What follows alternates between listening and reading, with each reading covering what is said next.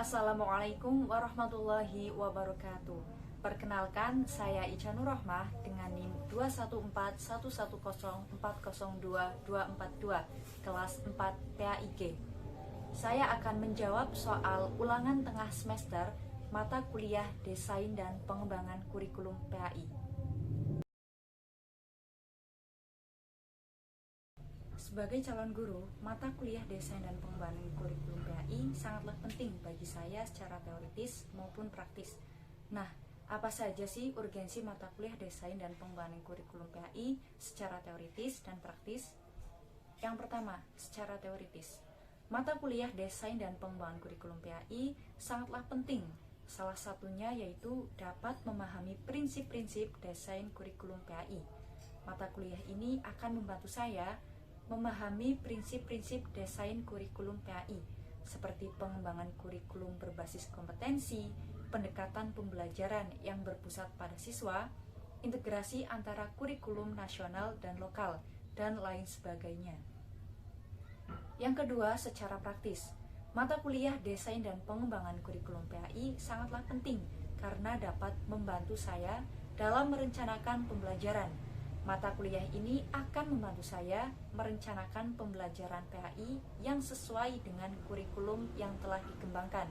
Dalam praktiknya, pengetahuan ini akan membantu saya dalam merencanakan pembelajaran yang efektif dan efisien. Kemudian dapat membantu dalam evaluasi kurikulum PAI.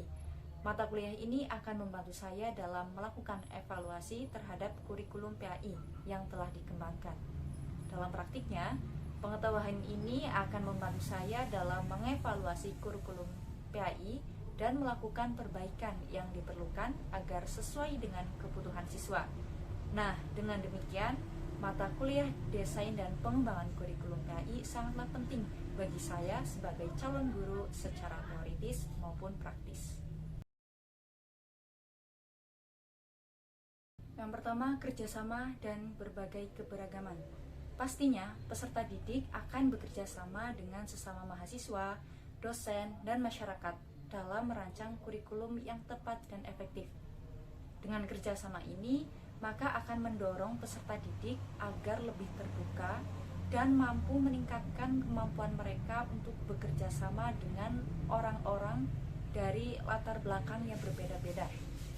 Kemudian bentuk setting pembelajarannya yaitu menggunakan teknik dan metode yang mendorong mahasiswa berkolaborasi dengan baik dengan cara diskusi atau presentasi. Yang kedua, kreativitas dan inovasi.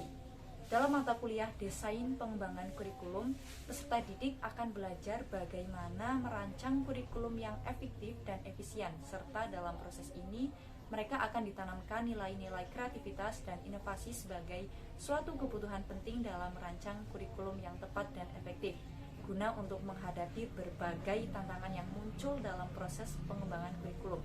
Bentuk setting pembelajarannya yaitu dengan menggunakan teknik dan metode pembelajaran yang mampu mendorong mahasiswa berpikir kreatif.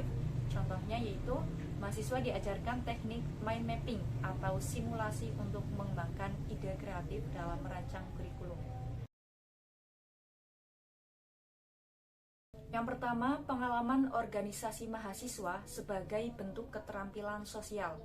Bentuk settingnya yaitu seorang aktivis di organisasi kampus akan menjadi tempat untuk mengembangkan keterampilan sosial dan kepemimpinan.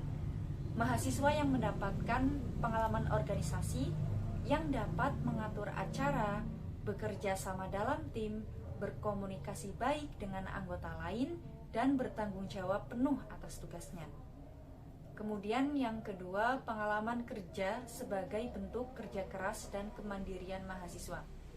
Bentuk settingnya adalah pengalaman kerja paruh waktu magang selama kuliah. Nah, pengalaman ini dapat membantu mereka belajar nilai kerja keras dan kemandirian, beserta keterampilan yang berguna untuk karir mereka di masa depan. Strategi yang akan saya lakukan untuk memunculkan hidden kurikulum positif di luar maupun di kelas, yaitu dengan cara memperkenalkan nilai-nilai Islam yang positif. Nah, Salah satu ajaran Islam yang amat penting adalah menghormati dan memuliakan manusia, siapapun itu orangnya. Kemudian saya akan menggunakan pendekatan pembelajaran yang aktif dan kreatif. Seperti kita bisa melakukan diskusi kelompok, kemudian simulasi kerja kelompok yang dapat membantu siswa memahami nilai positif dalam pembelajaran.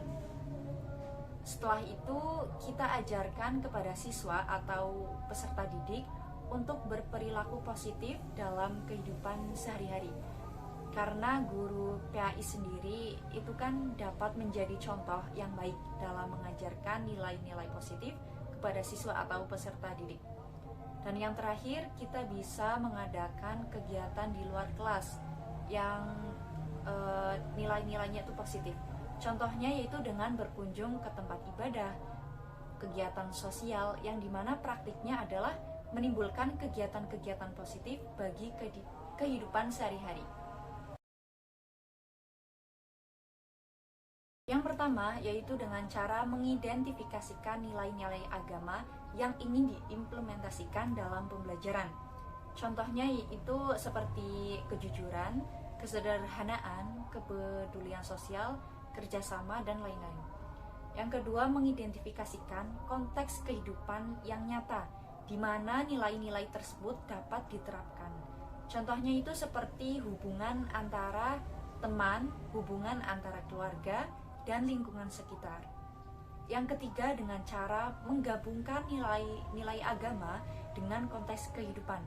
Misalnya itu dengan cara diskusi kelompok tentang bagaimana cara menghargai perbedaan, menghormati, bagaimana caranya membantu orang yang membutuhkan, dan lain-lain. Yang keempat, saya akan menggunakan pendekatan pembelajaran yang aktif serta kolaboratif yang berpusat pada siswa atau peserta didik. Sebagaimana contohnya itu, siswa dapat bekerja dalam kelompok kecil. Nah, untuk menyelesaikan tugas-tugas dan mengembangkan ide. Nah, dalam kelompok kecil saja sudah mampu untuk menyelesaikan tugasnya dengan baik, apalagi nanti ketika terjun di kelompok yang besar, maka sudah bisa dan terbiasa menyelesaikan permasalahan atau tugas tersebut dengan baik. Dan yang terakhir yaitu melakukan evaluasi pembelajaran dengan menggunakan berbagai cara yang melibatkan siswa dalam proses evaluasi itu. Misalnya, guru dapat melihat pencapaian siswa terhadap tujuan pembelajaran tersebut. Model pembelajaran ini adalah salah satu model yang bisa digunakan oleh guru untuk mengaktifkan peserta didik, yaitu dalam kreativitas, kemandirian, kerjasama, tanggung jawab, kemampuan membaca dan menulis peserta didik. Contohnya yaitu dapat diaplikasikan dalam pelajaran tafsir Quran dan hadis, yaitu dengan cara yang pertama, siswa akan membuka ayat atau surah dari Al-Quran secara individu. Kemudian siswa membagi diri ke dalam kelompok kecil 3-4 kelompok untuk membahas ayat dan surat bersama-sama.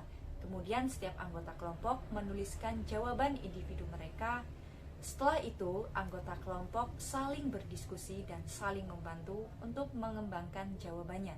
Dan yang terakhir, setiap kelompok mempresentasikan hasil diskusi mereka kepada seluruh kelas yang akan didampingi oleh guru. Sekian, wassalamualaikum warahmatullahi wabarakatuh.